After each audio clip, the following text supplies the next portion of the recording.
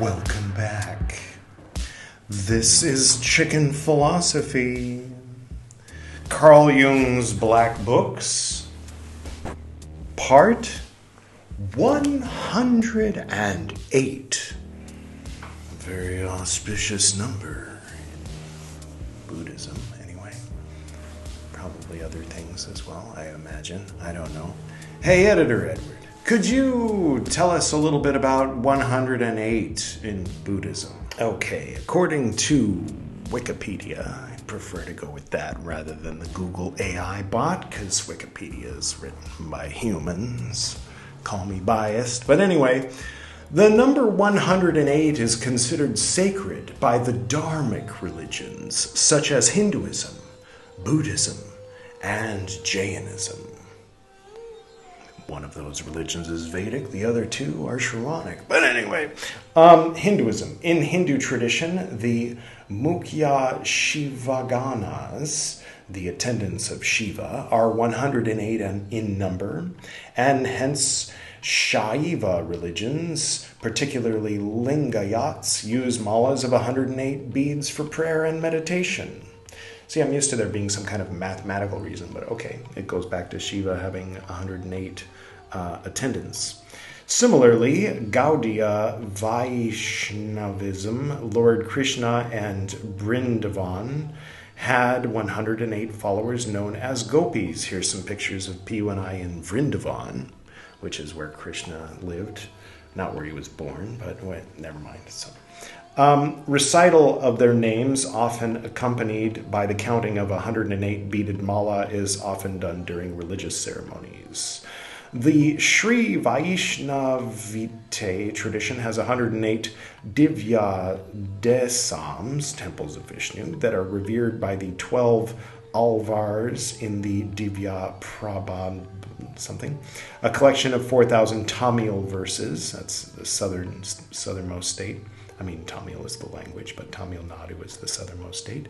There are also 108 Shakta Pithas, or sacred places.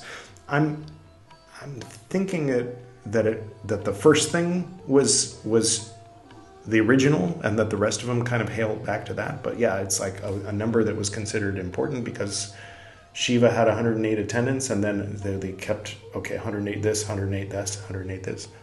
108 episodes of Carl Jung's Black Books. So far, we'll see how the rest of the episode goes. Maybe you already know. Well, anyway, I'll just keep reading. The Sudarshana chakra is a spinning discus weapon with 108 serrated edges, generally portrayed on the right rear hand of the four hands of Vishnu. The Sri Yantra contains 108 points. The total number of Upanishads is 108, as per Muktika Canyon. Okay? In Jainism, the total number of ways of karma, influx, 4 kashayas, anger, pride, conceit, and greed, times 3 karanas, mind, speech, bodily action, times 3 stages of planning, procurement, commencement, times 3 ways of execution, own action, getting it done, supporting, or approval of action. Now that's the kind of thing that I'm talking about. 4 times 3 times 3 times 3. There we go. Something that makes sense to me. In Theravada Buddhism, or OG Buddhism, the closest there is to it in present day, according to Bhante Gunaratana, this number is reached by multiplying the senses of smell, touch, taste, hearing, sight, and consciousness, that's 6, by whether they are painful, pleasant, or neutral, that's 3, so you get 18. And then again by whether these are internally generated or externally occurring, and yet again by past, present, and future. Okay.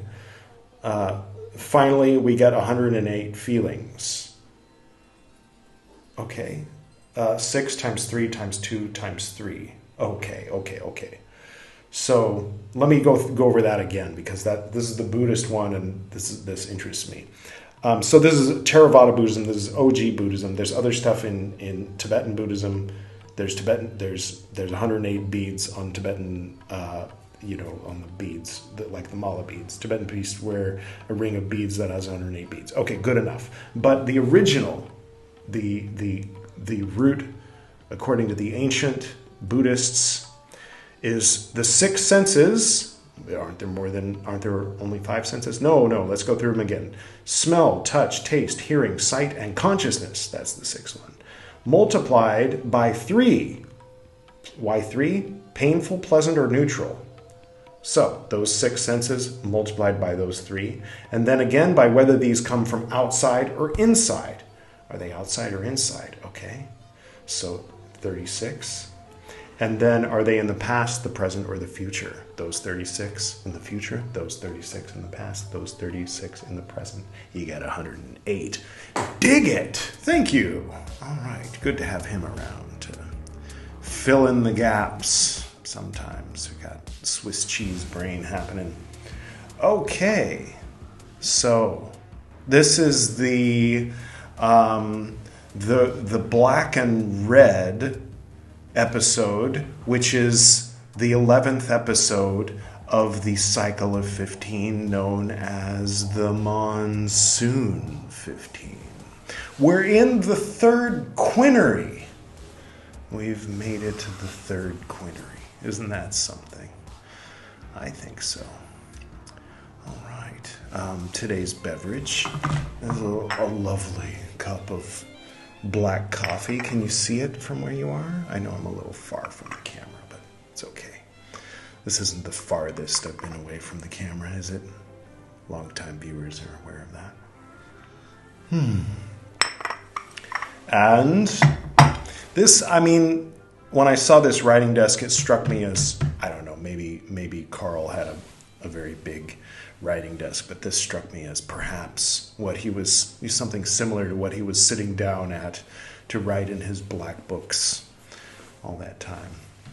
I think this was supposed to be over here, wasn't it? No. My original plan was not to have, a little more balanced. Got the red, black and red after all. So, for the incense, we do have incense today. We've got some patchouli. You'll have to take my word for it.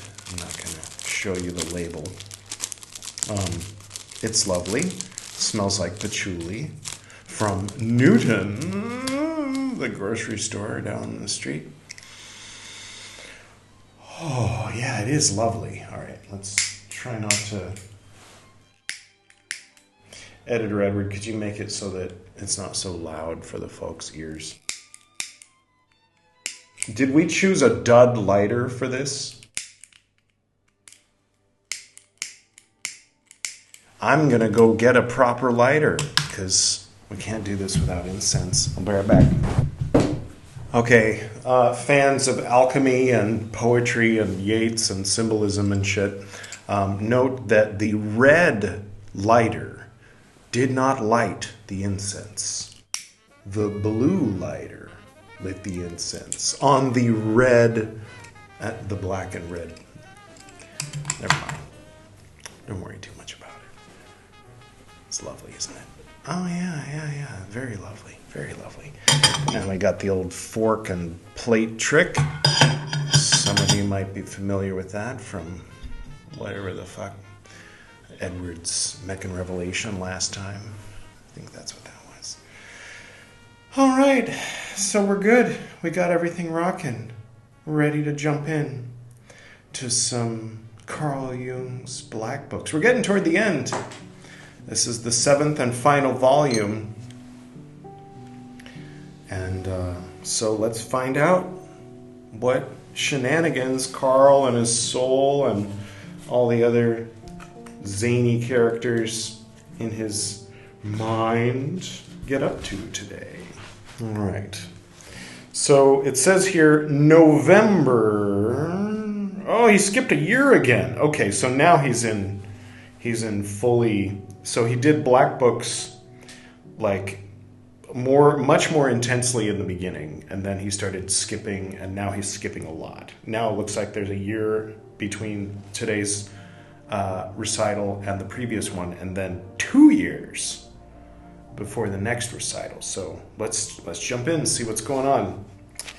November 8th to 9th, so the night of November 9th, the night of November 8th, the morning of November 9th of 1924. They came in the night. It's a good time to come, if you ask me. Many in an invisible horde. They drifted past my house. I woke up when they went past. I went out to sea and didn't know where they came from and where they were going. They came from the east and wandered to the west. On both sides they streamed past my house. I heard them stumble over the big stones. Peoples of the future, unborn dead. I gotta say, one time my dad gave me a quartz, not a quartz crystal, just a quartz rock from the ground up in the Angeles Crest, and I was closing my eyes and communing, and you get anything? You got anything? Oh, yeah. There's someone, his name's Ethan C. Peck. Oh, where's he from? He's from the future. He is our great-great-great-great-great-great-grandson. Well, considering I'm not having kids, maybe he's from a potential future, or figuratively speaking, a spiritual great-great-great-great-grandson from the ruins of a destroyed New York that was blown up by the Russians. I don't know. It was 1985 or something, and I don't know what was going on. just sort of free associating or saying what I thought my dad might enjoy hearing, or just sort of going with like first impulse into intuition, just like, it's this. Yeah, no, it's this. All right, you ready? Okay. It's just maybe Carl was talking to the same folks. Where from and where to? Don't you want to stop? What do you seek? I seek to learn that I may serve. Sorry, it's a deeply ingrained brainwashing habit. Are you seeking the word? Stop. Stop the word. Say the word is stop. No, that wouldn't have sold as well, would it? Stop. Here is Philemon's temple, a cabin that covers our poverty of spirit.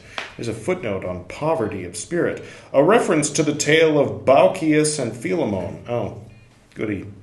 What can I give you?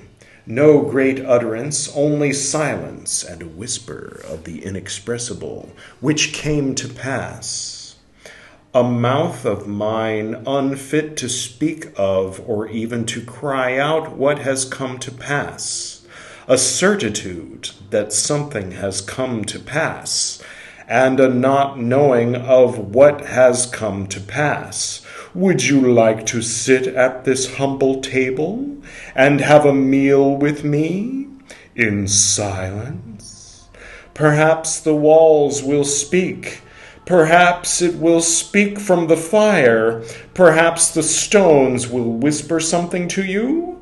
From whom? You don't know him. You don't know me. Yes, I do, Miss Pancakes. I'm psychic. I know you better than you know yourself. Sorry, what? Is it Mrs. Pancakes? I said that right? Or did I say Miss Pancake? I don't remember my memories. You don't know him, since he is not to be grasped, the supremely great one that passed by and robbed me of speech, and therefore I have to stammer to you, and you will laugh, and, alas, not understand what happened. And yet he stood near us, so near, so tangible as never before. He spoke to me. He filled me with the breath of eternity. Why did he choose a stutterer? Says Moses and Carl. Did Carl stutter? Why should I announce him? Why should I? Thank you, Guru. What's his name? The gods sit down with the beggars. They come as guests to hungry and celebrate the divine meal on empty tables. I am transformed by this, isolated, silent. No words can express what happened, what filled me. I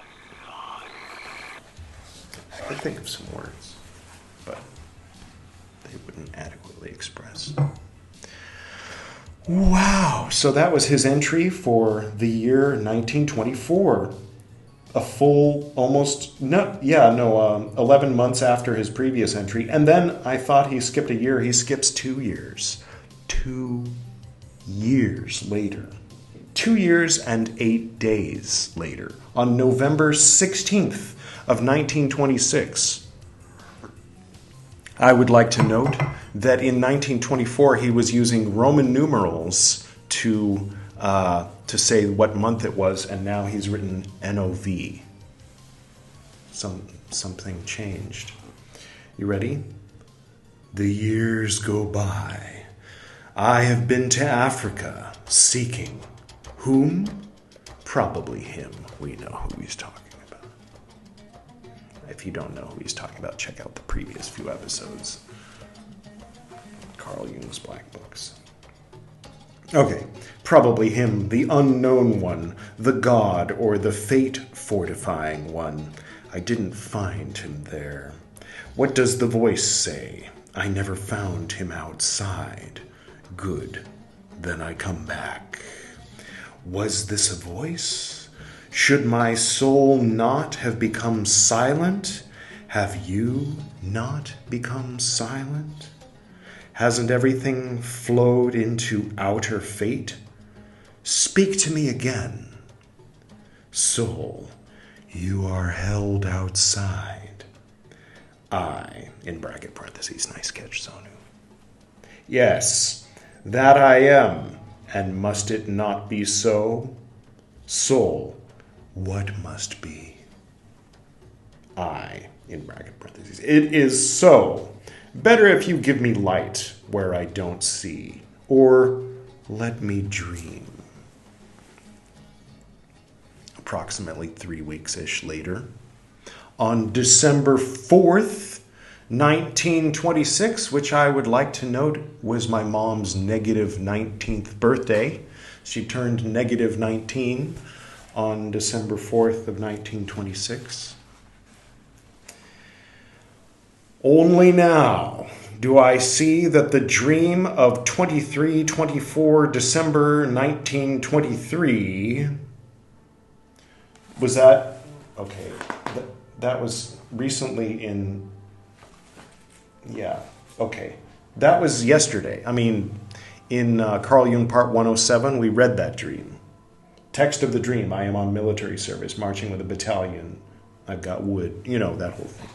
Okay. Only now that do I see that dream means death of the anima. Parentheses, quote, she does not know that she is dead. End quote. M. Night Shyamalan, he could make a movie out of this, and because it's 1926, so he hasn't made Sixth Sense yet, so I'm giving him a heads up so he can make that movie. But make it a boy. In fact, make Bruce Willis. Bruce. End quote. This coincides with the death of my mother. Right, yeah, it did, didn't it?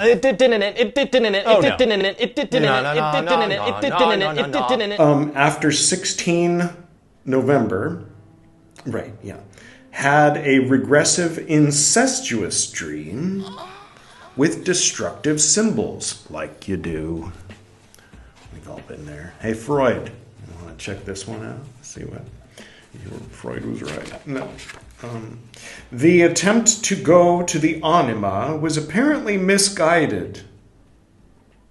You mean in general? Like the past 10 years of this project? Or you mean like in November? Had bad results. Since the death of my mother, the anima has fallen silent.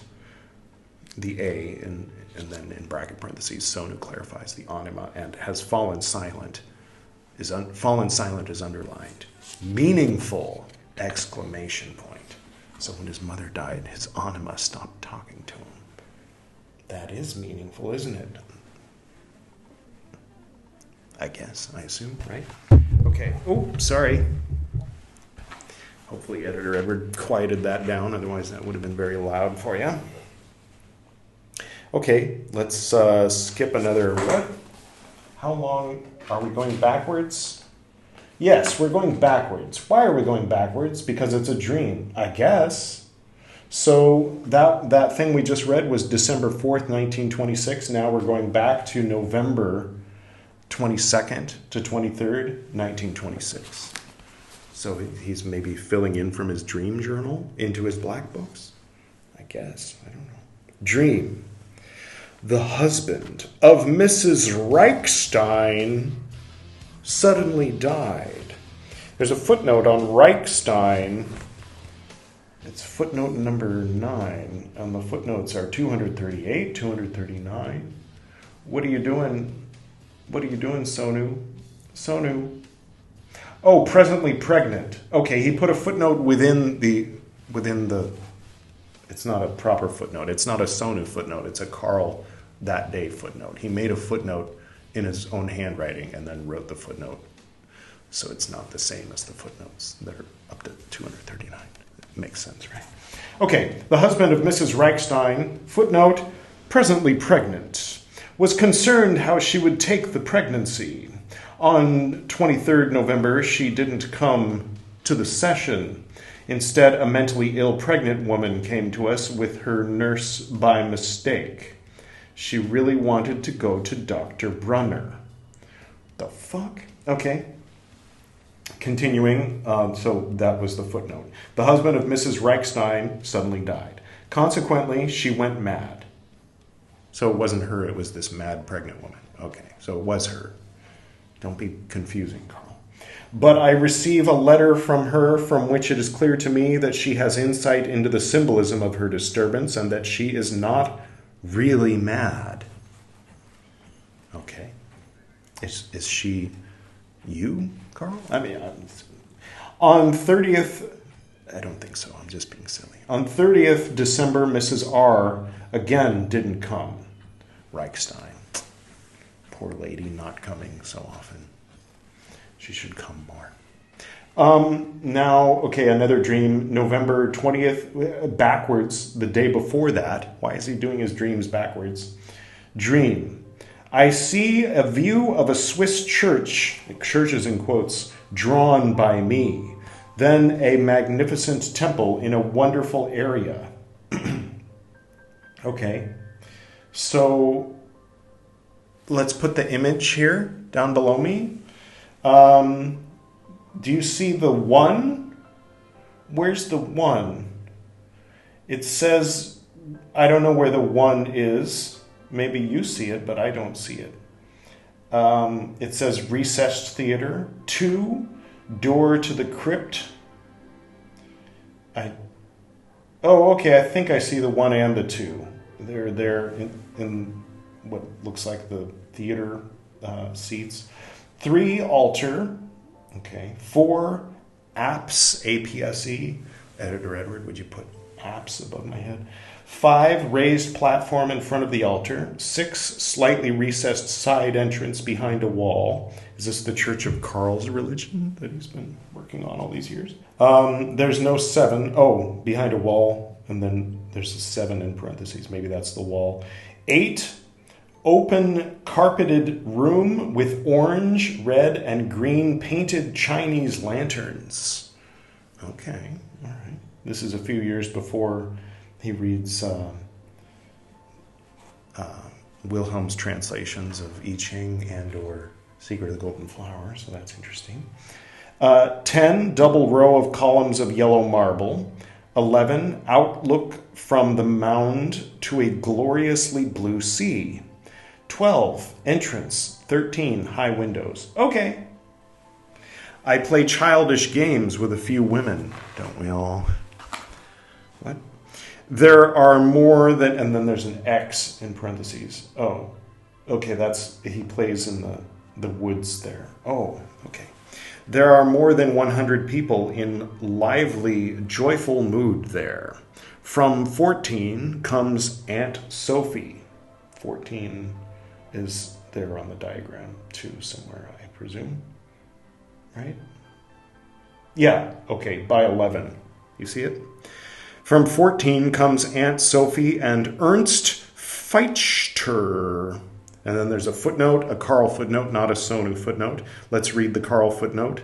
Banal, compromise with the world. Remember, banal was a good thing when Carl was talking to his soul. She was talking about banality is something, I don't know, it was a long time ago. Small bourgeois horizon.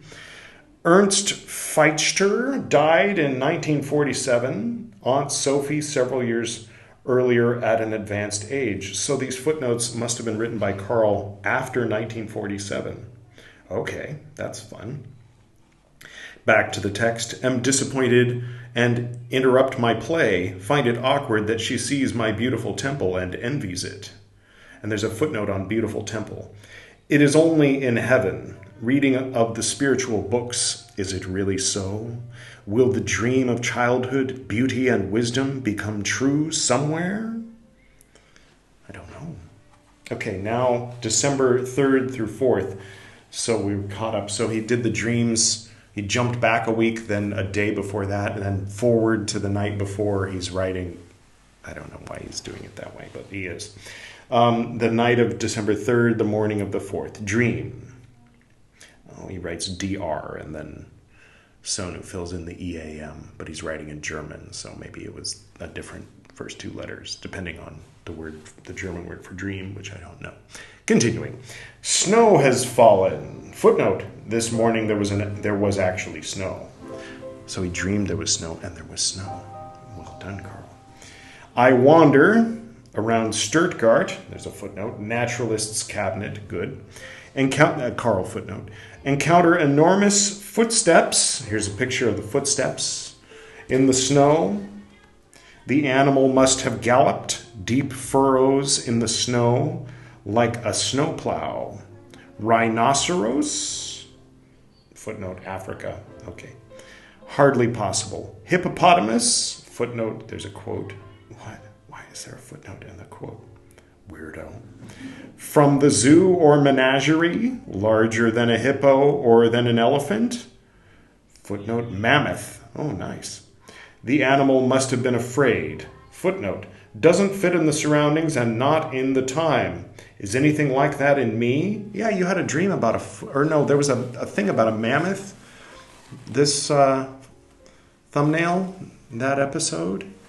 If anybody wants to go goose chase that one, he's talking about a mammoth in that episode. Anything like that in me? E. Schlegel dreamt of an elephant and related it to me. Oh, that's what it was. The thing I just pointed to was what he's talking about right there. She was also in the dream. Also, Tony, the black one. Remember Tony? His soul calls her the black one. She's not African-American or Swiss. Never mind. She's a white lady, but he calls her the black one for some reason. Never mind. Okay. A strange animal. So must I appear to many. Yeah, you do. People have difficulty understanding me. Yeah, they do. Mammoth equals enormous power. Elephant tracks. That's what we used to call. Never mind. Elephant tracks is underlined. See Tripitaka, track of the Buddha. Tripitaka is Sanskrit for Tipitaka. There's me reading the entire fucking thing.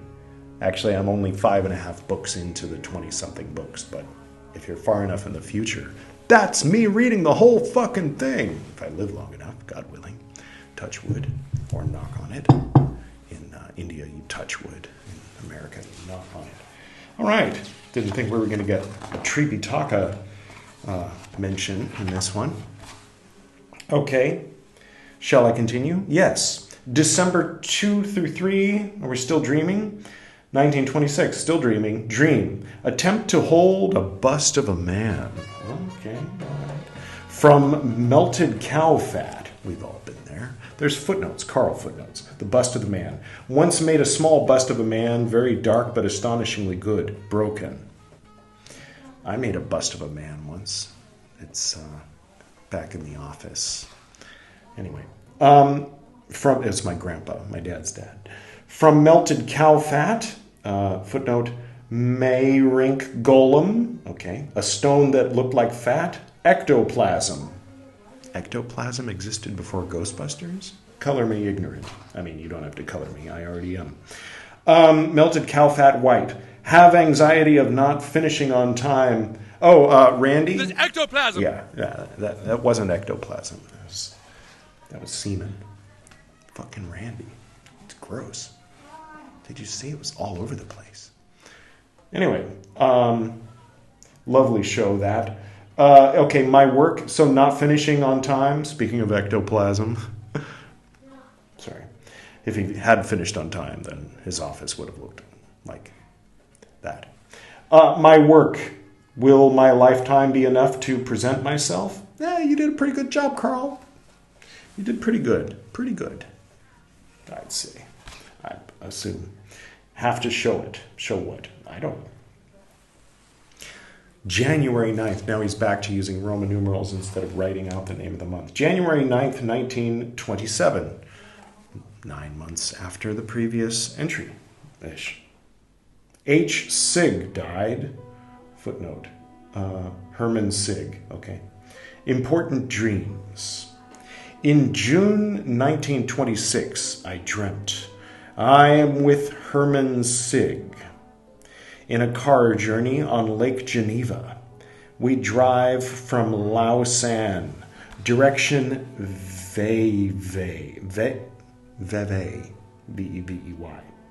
But Vevey is Luxor, and we are on the Nile, okay, arriving at the, quote, Place de la Ville, end quote, bracket parentheses, town square. Thank you, Sonu. HS says, quote, I must let something be repaired on the car. It will last about 1 hour. Meanwhile, thank you, Laura Palmer. Meanwhile, you can go for a walk. We will then meet at the eastern exit of the town, parentheses, direction Montreux, end parentheses. Okay, end quote. I have a stroll in the town and wait for HS after an hour at the appointed place. But he doesn't arrive. I take the main road again to see if he was waiting further in front. Suddenly a car stops behind me. It is HS. He is angry. Quote, but you can actually wait for me and do not need to run away from me. Bracket parentheses, end quote, and bracket parentheses, nice catch, Sonu. As I considered the dream, it occurred to me that Luxor lies on the left bank of the Nile and not like Vevey on the right of Lake Geneva, the direction of the Rhone. On the right bank of the Nile lies the necropolis. Okay. If you're heading south, right, I assume, which is odd because if you're looking at a map, then it would be reversed. But, I mean, unless I'm all mixed up, I seem to remember the necropolis being on the west side, right? On 26 December, I went with HS in a boat toward Bollingen. It was night when we arrived at the Lake Causeway. Since I wanted to unrig the mast, I gave him the rudder and warned him not to deviate from the course on the white light. Suddenly there was a bang. He had destroyed the propeller at a navigational mark. He went in the wrong direction.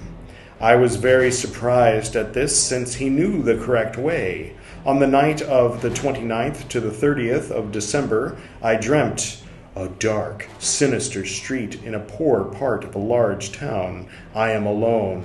A man with a dog comes to meet me. The dog attacks, and I draw my large knife to protect myself. I take the dog by its head and notice that the skull bones move. I think, quote, fracture, end quote, and have compassion for the animal. The man, parentheses unknown, end parentheses, comes closer, swaying, and murmurs something. I don't know. Is he drunk or sick? hey lady, could you take your phone call somewhere closer away from my window so that it doesn't pollute the noise in my fucking video? It's a thought that I have, and then I immediately think, no, come on. People have a right to have their speakerphone cell conversations right outside my window, right? Sure, why not? Okay, the day before HS went back home again, he was preoccupied and depressed. Otherwise, I noticed nothing. The dream told me that something organic was wrong with him. I went straight to the house and examined him. Aniscoria, it says, a medical condition consisting of unequal size of the pupils, potentially symptomatic of serious problems. Is that what David Bowie had? I don't think so. I think, well, never mind, maybe. Progressive paralysis. People commonly think he had one brown eye, one blue eye, but actually he had one pupil that was dilated all the way. Okay. Progressive paralysis. His wife was aware that he once had a syphilitic condition. He had carefully concealed this from me. I took him to Dr. Brunner. That was all a dream? Yeah, that was all a dream. Okay, about the guy who died. And he decided to share the dream he had about him 3 months earlier. Okay. January 2nd. Now, again, he's going backwards in time. So 1 week before he wrote that entry, he had a dream. January 2nd, 1927. Dream. 2 ogres. Ogres is underlined for some reason. One light, the other dark. The light one wants to attack me. In the same night, I am with several young Swiss in Liverpool, down by the docks. I've had that dream. No. Might as well turn on the air conditioner. It'll help to drown out the conversation happening outside and cool me off at the same time. It's more of a white noise pollution. Okay. What? It is a dark, rainy night with smoke and clouds. We walk up to the upper part of the town, which lies on a plateau. We come to a small circular lake in a centrally located garden. In the middle of this, there is an island. The men speak of a Swiss who lives here in such a sooty, dark, dirty city. Is Carl's Swiss, isn't he? He lives there. So it's odd that he's like, I was hanging out with some Swiss. You mean your neighbors? You mean your cousins? What are you talking about? But I see that on the island stands a magnolia tree covered with red flowers illuminated by an eternal sun. And think, quote, now I know why this Swiss fellow lives here. He apparently also knows why. End quote. I see the city map. And now you see the city map. It's down there, unless you're on the audio-only podcast, in which case, why don't you pull up YouTube and you can see these illustrations. All right. On January 9th, 1927, H. Sig died of a paralytic attack after a puncture of the spinal cord. Eek. Okay. January 13th, 1927. Not a dream. A funeral. A vivid feeling the night after, as if he waved to me, standing at the foot of my bed. I decided to follow him, parentheses in thought, end parentheses. He led me out of the house, into the garden, on the street, and into his house, there into his study, where there was a large bookcase behind the table. I had no idea what books he had there. He pointed to the first of 3 bound red volumes on the second highest shelf. Then the vision stopped. The next morning, I went, parentheses, in reality, bracket parentheses, end bracket parentheses, nice catch, Sonu, immediately to his wife and asked her to take me to the study. I got up on a stool. There the 3 red books were, and I took the first down. The title was Zola, The Legacy of the Dead. Parentheses, contents irrelevant? End parentheses. So he dreamt the book was there, and he looked and the book was there.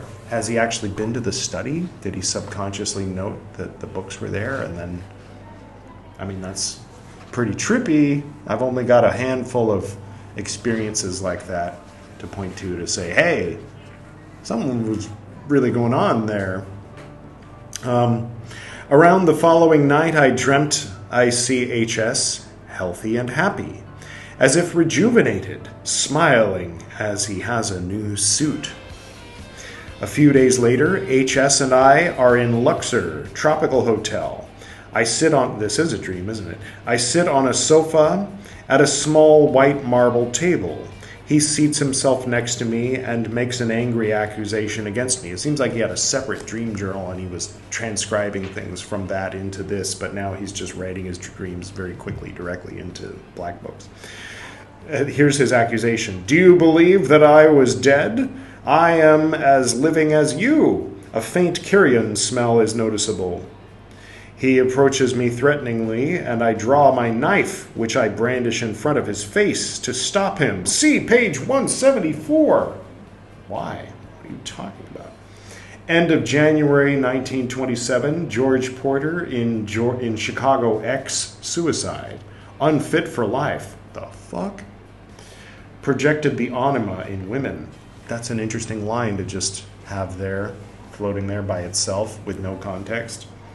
Projected the anima in women. Okay, what's this C page 174 exclamation point? Carl, did you know that your page numbers were going to be the same as this? Or did Sonu put those words in your mouth? 174, huh? My soul speak, what do you see and how do you see? I see Ka and what he does. He is right there with you. He is doing you harm. What is he doing? He's building a house, a palace, a temple. Oh, I remember that. Okay. A prison. He was building a prison to capture God. Consider Ka. He is a new God. Okay. I brandish a knife in front of his face to stop him. See page 174. Okay, there's a footnote. Maybe that'll help explain what the fuck. The reference is to page 174 of the same book, evidently a later insertion. The entry, okay, so it has nothing to do with that Ka temple thing. The entry, which breaks off mid-sentence, runs as follows. Postscript to the dream about H. Sig. The last dream about H. Sig took place many weeks after the one reported on page 127. I entered a mastaba, an Egyptian grave building, in immeasurable heights above the earth. Layout, drawn layout. The building consisted only of bluish blocks of ice. It was very cold and the thinnest of air. It was a building. End quote. Okay. Huh. May 23rd, 1927. Okay, so we skipped 4 months and 10 days. Today, an American patient, Jerome Schloss, suddenly died of heart paralysis. Parentheses, aneurysm? End parentheses. 28V, funeral. Oh, what? Okay, May 28th, funeral. Must give the function oration. Okay, so he's writing on the 23rd saying that he's going to have to do an oration on the 28th. Got it. May 31st, since then, an atmosphere of much disturbance, like after Sig's and Porter's death. Dream. These entries are, the way, the formatting of the dates is weird. It makes it seem like he's writing all of this on that first date, but how would he have known so many details about a date that hasn't come yet? So I don't know. Sonu, what's going on page 242 of volume 7 up at the top and on the previous page? You might want to fix that. Are these books no longer in print? I heard someone say that he couldn't get them. That makes me feel very privileged to have them. Okay. So the only way that some people can get it is to get it from me? Okay. You're welcome, I guess. Okay, so May 31st. Since then, an atmosphere of much disturbance, like after Sigismund Porter's death. We just read that. Dream, 30th to 31st of May. Emma, that's his wife, had an abdominal pain. And then there's a Carl footnote. In the last days, I've thought about her death and mine. Generally vague anxiety, right? We've all been there, right? I operate together with a surgeon, Carl footnote, Waltard, gynecologist, operated on Mrs. Sig, personally unknown. Emma dreamt tonight that she was operated on by me, and in another dream that a corpse would be dissected from which she had to vomit. Parentheses, in the dream, end parentheses, okay. We discover a spread carcinoma growth. Carl footnote. Probably from the pancreas, like my father. Inoperable and hopeless. I am terribly shocked, but she must still suffer for a long time until death comes. Footnote. My suffering in recent times, essentially through the strengthening of the UNC, the uncle? I don't know, have got dystridrosis on my hands like my father. Okay. Shit. Then there's a line, which in the old days we always assumed meant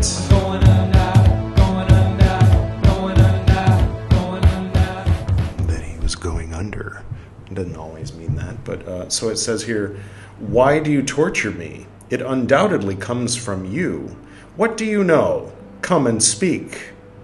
Quote, I don't like speaking, end quote. Carl, your mom has passed away, but your soul is speaking. I assume this is your soul. It doesn't say it's your soul. It's just in quotes, and your text is not in quotes. I'm going to do soul voice until something tells me that it's not its soul. So that you can probably act better. Quote, yes, I fill you with disgust. End quote. So that I don't crush you. Quote, you harm yourself through this. End quote. That shouldn't stop me, but I doubt whether this is the right way. Quote, naturally it's the incorrect one. End quote. Wrong hole. No. I mean, maybe. No, probably not.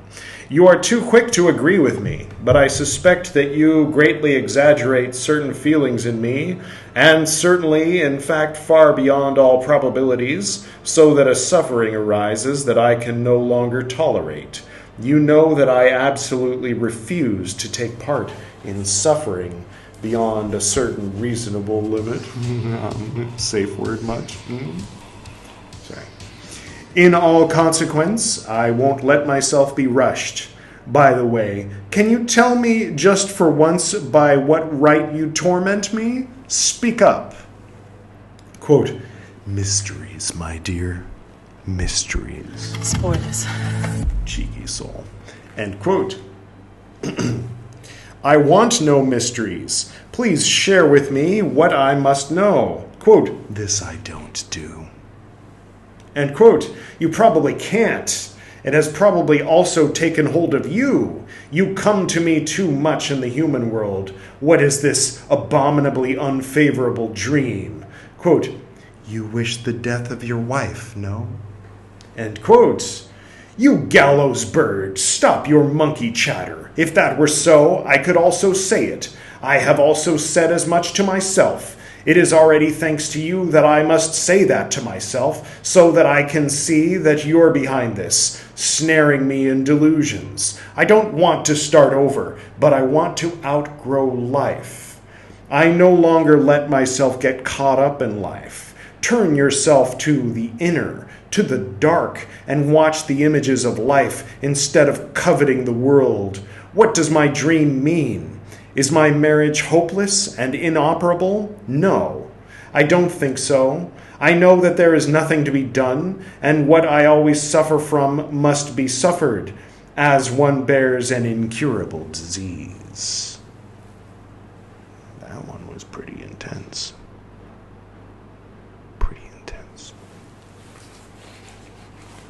February 2nd, 1928. 2/2/28. Speak to me, soul. Is there something that I should know? Is there something I should know? Is there something I should say that'll make you come my way? Do you feel the same? 'Cause you... I feel the same. Sorry. Duran, as I've heard someone once pronounce it. Okay. Soul. Naturally there is something. Should I tell you? How can I? How should I know what you don't know? I recognize this. Make no further ado. Soul. I make no further ado, but you must make a detour. Show me the detour. Soul, come and let yourself be led. I lead you to the abyss. Do you see the black depths and beyond there? Beyond black rocks that plunge abruptly into the abyss, I see white buildings, too far to see clearly. Soul, look keenly. Make an effort. I see an elongated building with a white cupola behind it. Cupola? What is it, soul? Look further. I see a rushing river in the depths. Boulders. A narrow path winds along. People wander there. A train of people in long, bright robes. An old man leads it. A funeral procession? I see no bier, B-I-E-R, as in, thou accompaniest the bier to the house of rest and pilot the ship of Ra, as the, they draw downstream, wending their way, turning between blocks on the right side of the river. What do they do? Cross out two. From the left, a small gorge opens. There I see an upward leading path. They go up there, zigzag, slowly rising, often stationary, often. Nobody pronounces the T. You sound like a fool if you pronounce the T. The T didn't even used to be there. Someone shoved it in there just to be weird. And then later people started pronouncing it because they thought you were supposed to. They thought that people were just being careless who didn't pronounce it. No. It was added by the dictionary makers, intended to be silent. Anyway, I don't know. That's what I've heard anyway. Well, that's what I heard. Above, the path goes straight, curving around to the end of the gorge and leading to the White House. Not that White House. They go there. The elongated house has many windows. An entrance on the narrow left side. There are men and women. The old one knocks on the door, which is of dark brown wood, with his stick. It opens. They step in. Inside there is a long, white, vaulted corridor with a red carpet. They all go barefoot. The passage ends. Something dark there. Smaller doors. A door to the left. A new but narrow passage with a yellow floor, perpendicular to the left. Some high side doors. Below curved arches in the domed building. Circular portico entirely of polished bluish marble. Floor of white marble. Cross out an octagonal basin with blue water in the middle, directly below the opening of the dome. I think he's found his temple in Hod or something. Water in wave motions for unknown reasons. No images, no inscriptions. Yet opposite below the colonnade, sitting a life-size statue of a middle-aged man. Ancient? Looks like a Roman. Ancient question mark. The train of people move in circles around the basin, singing. What do they sing? Praise the water? In quotes. Do I hear, quote, a mirror of heaven? End quote. They greet the water, bow before it. They kneel on the edge and drink water directly with their mouths like animals. No one touches it with their hands. Then they sit on the ground around the water basin and eat bread, passing it along to the right. The old man stands, leaning on a long staff. He stands in front of the statue, looking at it pensively with a dropped chin. A silent dialogue, while the people silently eat in the greatest quiet. Now the old man waves his staff. The women go to his left, the men to the right. All, with the exception of the old man, throw themselves on their knees facing the pool, their brows to the ground. Now the old man turns and goes to the water and touches it 3 times with the staff. Then he kneels down and lays his brow on the edge of the pool. At this moment, a bell tolls, a large one it seems. All rise and press their hands together. The expression on their faces is serious and sincere. Their robes are, as I can see now, antique. The men wear Gallic shorts and short Gallic mantles. The people now gather together in groups in the colonnade. No word is spoken. The old man stands at the water, considering it as he previously considered the statue. I see all of this only mentally, since I am beyond the gorge at a great distance. What does this vision mean, my soul? Soul, do you recognize the old man? I, yes, it is Philemon. Soul, the Roman is Antonius Pius, the Caesar.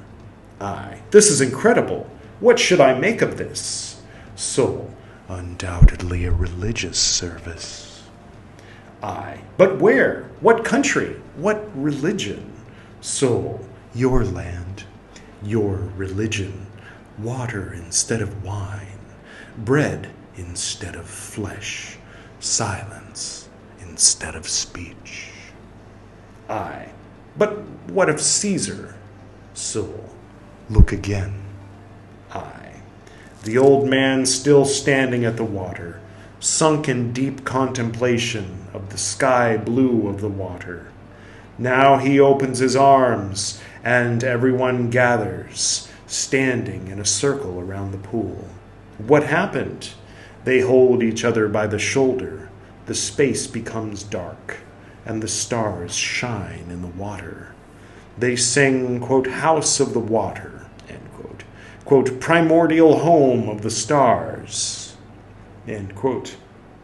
The water is calm, like a mirror, and each sees his face in it. It will become light again, as if a dark cloud had moved away. There is a small altar in front of Caesar. Wood lies on this, which the old man sets alight. He contemplates the flames. The people had gone back under the colonnades. It becomes dark again. One sees only the fire and the dazzlingly illuminated form of the old man. Someone brings a silver pitcher with wine, with which the old man extinguishes the fire. It becomes light again. Someone brings a cross out raw, piece of raw flesh on a silver platter. The old man takes the platter and goes to the exit. Everyone follows him. A few dogs wait outside. He throws the flesh to them. The old man waves to his people and suddenly disappears. Only his rod remains. and falls to the ground. One of the men takes it. Oh, there was a picture earlier. Is the statue and sorry, I didn't put it there earlier. It was when he was describing all this before the soul was like, make that your new religion. You can make a religion out of that. Okay. One of the men takes it and leads the way to the deep valley. It is getting dark, and the train disappears in the darkness. One sees only the white buildings, still lit red in the evening light. Aye. What's with the fire? A sacrifice to Caesar? Have we fallen back into antiquity? Soul. Not at all. Yet the meaning is dark. What does the cult of Caesar mean, by the way? The wine was not an offering. There's a footnote. Temples were erected to Julian. Thanks, Sonu. I'm sure it is a lovely footnote, but I got worried once I realized it wasn't actually helpful. I mean, it was speculative. The wine was not an soul. The wine was not an offering, but Philemon doused it with wine instead of water and gave the meat to the dogs. He didn't think of Caesar, but the fire. I don't understand. Soul. I can't explain it, but I will wait and attend to whether something further happens. In spring 1932, Hans Schmidt died following an accident. That's just like randomly written there. I feel like that isn't part of the entry that we were reading before, but there's no date on that one. November 26th, 1932. How long did he skip that time? He skipped 4 years and 24 days. I am worried. A dark dream torments me. I will first ask the I Ching. So now we're in that era, the post-I Ching, post-Secret the Golden Flower era of Carl. So Carl's going to flip some coins, do the I Ching. Quote, magic trick, end quote, question mark. You say? No more ancient pranks. Did you stay behind? Soul, quote, you left me. Bracket parentheses, end quote, end bracket parentheses, nice catch, Sonu. I, how so? Why didn't you come along? Soul, you went too quickly without looking behind you. I, you are right. I looked back too little. I hurried forward too breathlessly. Why didn't you call me? Soul, I called you through destiny and dream. I, so that was it. I understand. But why did I run forward too fast and far? Soul, destiny, necessity, ambition, desire. I, yes, more looking back. That would be smarter. Soul, that means wiser. Why always forwards? What lies ahead? Something better? All future like all past. The look penetrates everywhere. The world of the past, the world of the future make the one the object of the look, the mirror of Godhead. My favorite kind of. I recognize that. But why did you speak threateningly in a dream? Soul, so that you look back. Your desire grew in the meaningless, in lunacy. That's why I reflected madness to you. You are old enough to look back. Should I look back in this threatening time? Soul, all the more so, I say. The ancients always stand for that which was. That is very often what is better. Time rolls too quickly. Everything is rushed. Stop. One must stop. One is underlined for some reason. Somewhere the present must be past. Only in such a way does the circle close. You are strangely general. Soul, because you are imprisoned in all kinds of particularities, but the particular doesn't remain. It constantly changes. Thereby you forgot the general, which remains and endures through all times. I am not satisfied. I hang somewhere. Soul, keep hanging. It sticks to you. It doesn't leave you. It slows you since you have looked back. Now, ask the I Ching. 14. Da Yu, possession in the great measure. And that's quadruple solid, broken solid. I want to rest and observe the fullness of the given.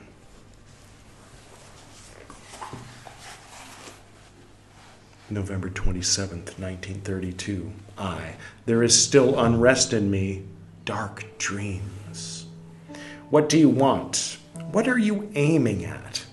Something is not found on which I should position myself. Speak to me. Soul, I don't know what I should say. It seems to be difficult. I can't have everything. But do you believe that it lies somewhere on your side, perhaps in the depths of your many dark worlds? Soul, I'm hardly able to say. I want to wriggle out. How I used to sit on your face and wriggle. I don't think it's related to that kind of wiggling, Editor Edward, but thanks. Airplane's a fun movie. You should watch it. Okay, why so? Don't you know that you should do nothing of the kind? Why this reluctance? Soul, the attempt to be free, I know. I'm blessed in deception. You always want to be free yourself from illusion. And do you know what you do as a result? You also want to free yourself. What for? For rigid non-being. You mean being consists only of deception? Do you want to lame me? Soul, far from it. I want to involve you in actuality. But what if I'm unwilling? Soul, that's it. You are unwilling. That's why you have the feeling of being lamed. You lame yourself. Sounds lame. Sorry. But whence this fatigue? Soul, you are not in, but outside. Then you know what this in is? Soul, I have an inkling. So say it. What does my dream mean? Soul, this strange man, painted with colors of the dawn, wrapped in himself, don't you recognize him? Is he not yourself? How so? The general never satisfies. Soul, oh no, in all particulars you are. A protection seeker, one wrapped up, needing self-protection, one who does not waste himself. You don't want to know this. It is too paradoxical. Soul, bear the paradox, ancient truth. You can't avoid landing in the general as much as you attempt to escape it. If the self, with a capital S, unfolds, the I shrinks. It's interesting. On the mandala, the self was like the outer edge and the I was the dot in the middle, or perhaps the mandala was the whole self, or the self was the whole mandala and the dot in the middle was the I. I mean, just to clarify his terms a little, as much as he himself said he's hard to understand, right? The soul's talking, a greater light begins to stream. Therefore, the question of the cross out question of the colors of the dawn. Therefore, the colors of the dawn. He is not it. You are not it, but the third, the greater. Pull yourself together. You must wane.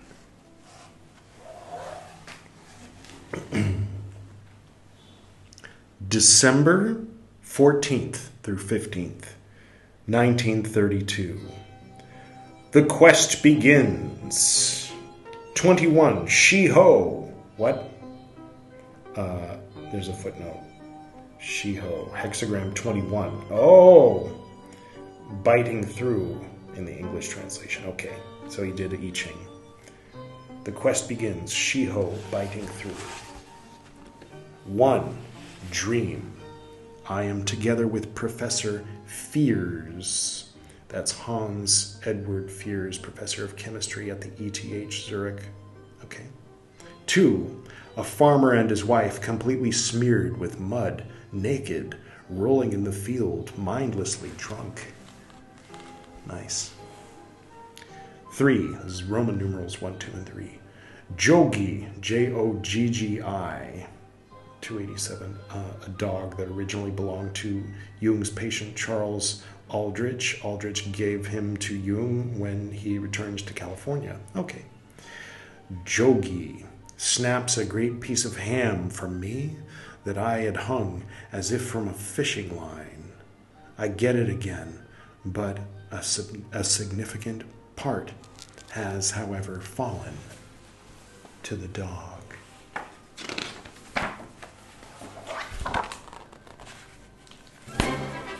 Tetelestai, it is finished.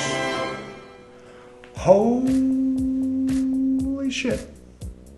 Was it August of 2023? It is now July of 2026. And we have finished Carl Jung's Black Books on Chicken Philosophy. The 108th and final episode of Carl Jung's Black Books on Chicken Philosophy.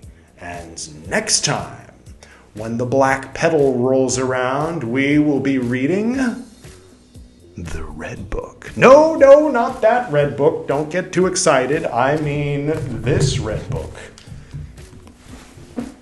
The Serpent Power by Arthur Avalon. Why, you ask? You haven't been paying attention. But I'll explain. It's okay. I'll explain briefly so that the people who have been paying attention won't get too bored. Basically, the whole point of reading the Black Books was to get inside Carl Jung's head, so that, from the vantage point of being in Carl Jung's head, we can read The Serpent Power by Arthur Avalon. And then we can read this book, which is the Psychology of Kundalini Yoga, which was the writing out of a lecture given by Carl to the psychological club that he and his wife founded, basically, which informed the very baseline foundation of the Western, as they say, misunderstanding of yoga, tantra, kundalini, and chakras. When Carl put it in terms he thought that white people could understand, or Western folks, people born in English-speaking former British colonies or whatever, or Germans, or, you know, what people like Carl call Western folk, so that we can weed it out, so that we can understand it more clearly, so that we can zero in on it and focus on it and say, oh, this is Carl Jung's perhaps, addition to it all.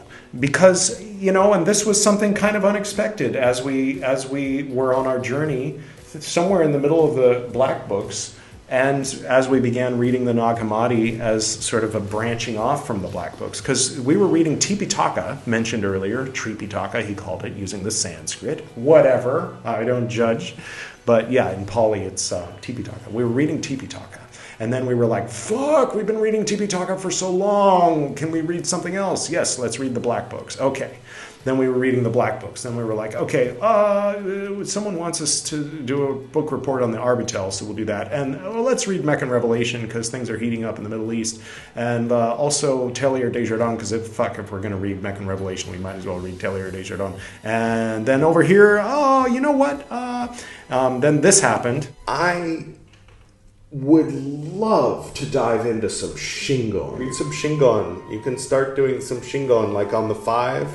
You do Padmasambhava every 10 episodes. Maybe on the 5 you can do Shingon. Yeah. Listen to him. Right. So BT gave the advice to Pymander, and then Pymander went ahead and added, the Shingon stuff, and then it kind of spiraled out of control from there, and then the clock, and then everything. And so basically it all started with Tipitaka, but once the Carl Jung thing happened, it was all about, black books. So there's two roots, two trunks. The trunk of the Tipitaka is still there. You can check it out. It's there.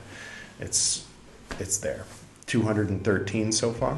Anyway, what are we talking about? So yeah, as a side project of that, we wanted to read the black books, largely, more than 50% to get in Carl Jung's head so that we can read this from the perspective of Carl Jung's head. So this is, it's a British guy, but you know how it is, like people like Wilhelm and whatnot. This is Sir John Woodruff. I'm sure maybe his heart was in the right place. Maybe there's some misunderstandings. Maybe there's some cultural, biases from his time and place. But yeah, he's translating a Hindu, tantric something or other. We're going to find out all about it on the black petal of. Oh, let's bring up the black petal. Let's So this is the wheel as it is today. And when we finish the monsoon 15 and we get to whatever the next cycle of 15 is going to be, and that blue and black episode comes up, it will not be Edward reading Carl Jung's black books. It will be Edward reading Arthur Avalon. And so from now on until a long time from now, the black petal is no longer the Carl Jung petal. The black petal is now the Avalon petal. And when we're done with this in the 2030s or whatever, it will however briefly it takes to read that, it'll go back to being the Carl Jung petal long enough for us to read the psychology of Kundalini Yoga, and then we'll consider ourselves pretty well expert on what Carl Jung did to people's understandings of yoga. And then the funny part was flying to India and then going to Mysore and going to a very reputable teacher training of Ashtanga and Hatha yoga. And on the very first day, the leader of the ashram or whatever, the yoga community there, quoting Carl Jung at us.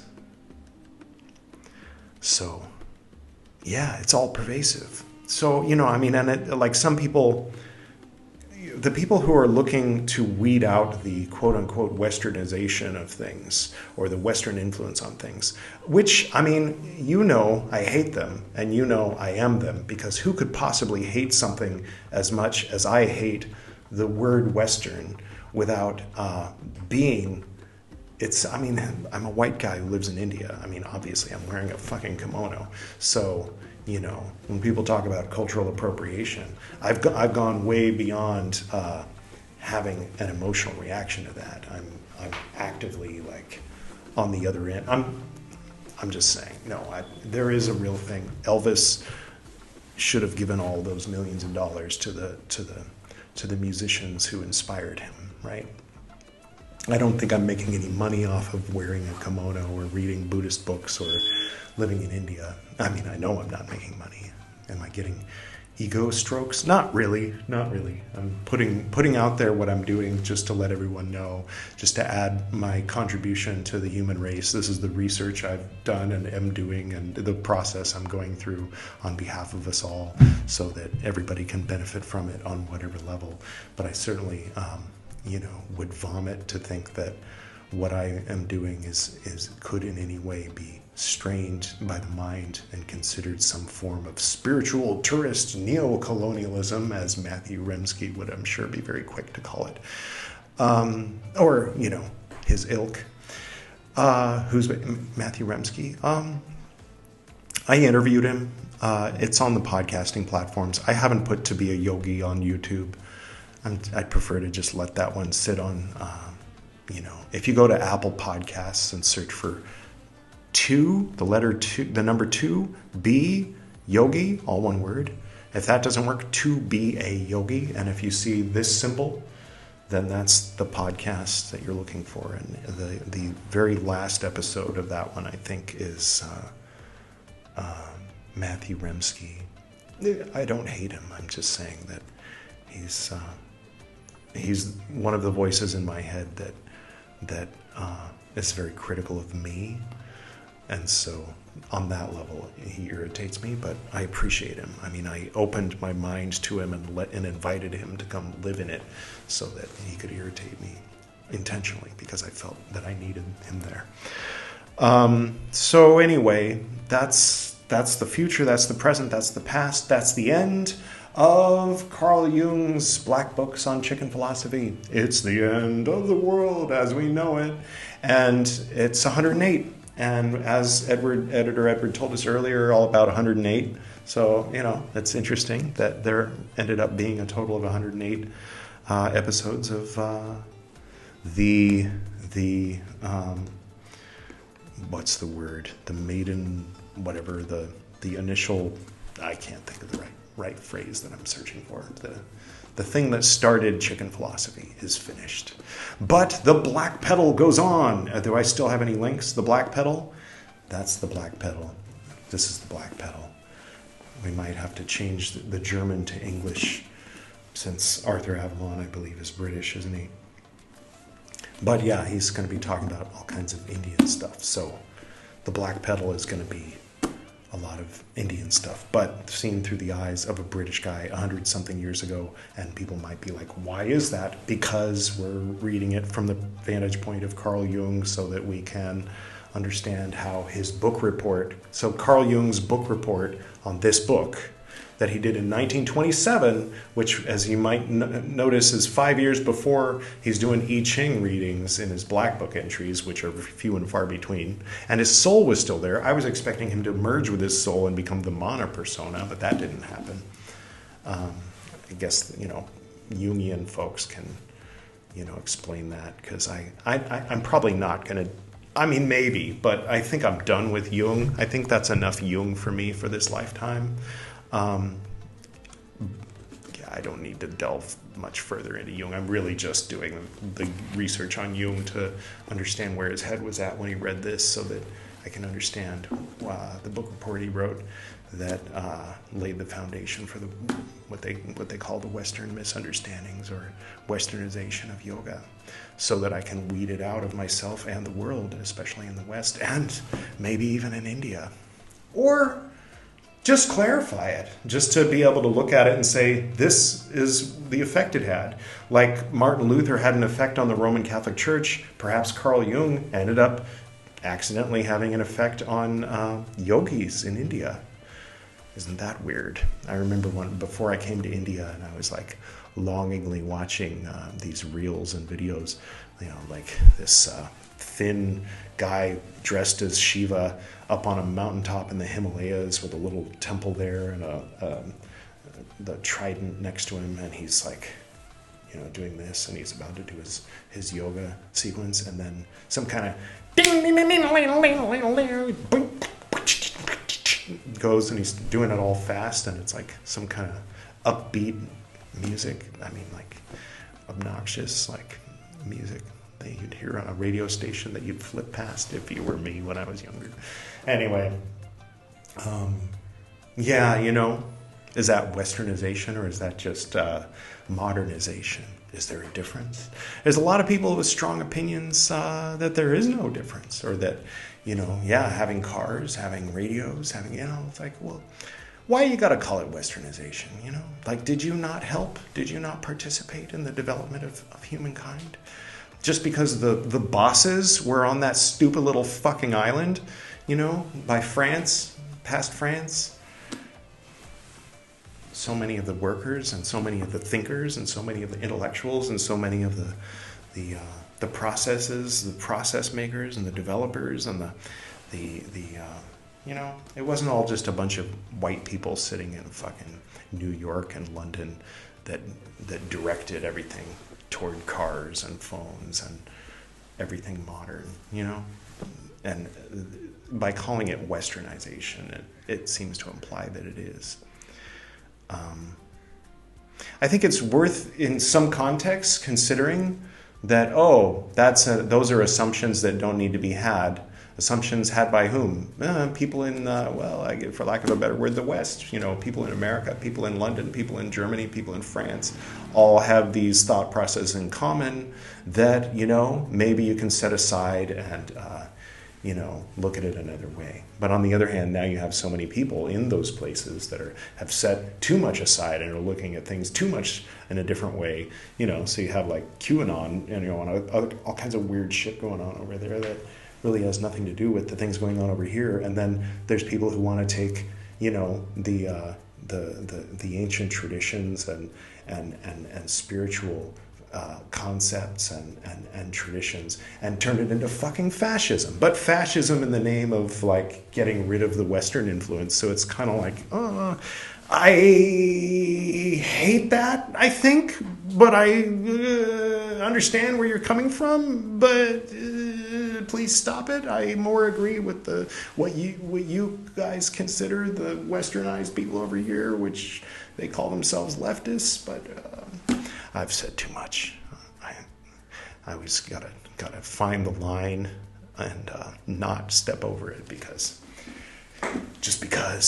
I pray that there will come a time that I will live in a time when I can openly speak about certain things that I cannot openly speak about given my time and place at the moment, because if the powers that be in a certain country, what country? I'm not going to say, were to shift, then suddenly I'd be able to speak.